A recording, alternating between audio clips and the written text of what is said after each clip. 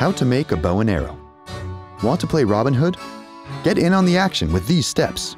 You will need a saw, a knife, a tape measure, a tree with long, straight branches, scissors, thick nylon twine, knowledge of knots, a 25-inch long 3/8-inch dowel rod, a pencil sharpener, a candle, matches, heavy card stock paper, super glue, and targets. Optional, sandpaper and thin, straight branches. A bow and arrow is not a toy. Pointing it at someone could result in serious injury. Step 1.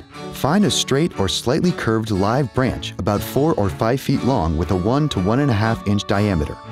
Choose wood that flexes without cracking. Use a saw or knife to cut the branch from a tree, then whittle off any smaller branches and knots. Step 2. Make a horizontal 1/2 inch deep groove an inch from both ends of the branch, on the outside of its natural curve.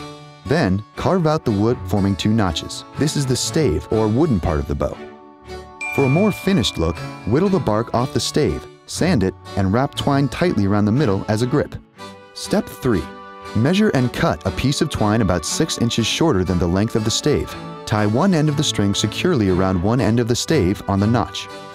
Tie a slip knot on the other end of the twine, forming a loop. Step 4. If you're right-handed, hold the string-free end of the stave in your right hand and the slip knot in your left. Rest the other end of the stave against the outside of your left foot. Step over the stave with your right foot. Reverse this position if you're left-handed. Step 5. Bend the end of the stave towards the slip knot, using the leg that's in front of the stave as a fulcrum. Slide the loop of the slip knot around the notch and gently release the stave, forming your bow. Remove your leg from between the stave and the bowstring. Loosen the bowstring whenever you're not using the bow to keep it from getting too loose. Step 6. Sharpen one end of the dowel rod with a pencil sharpener. Light a candle and run the point through the flame until it turns black to harden the wood. Carve a small groove in the other end of the rod for the string. Whittle small straight branches into arrows if you don't have dowel rods. Step 7. Cut heavy card stock paper into 3 right triangles an inch wide and 2 inches tall.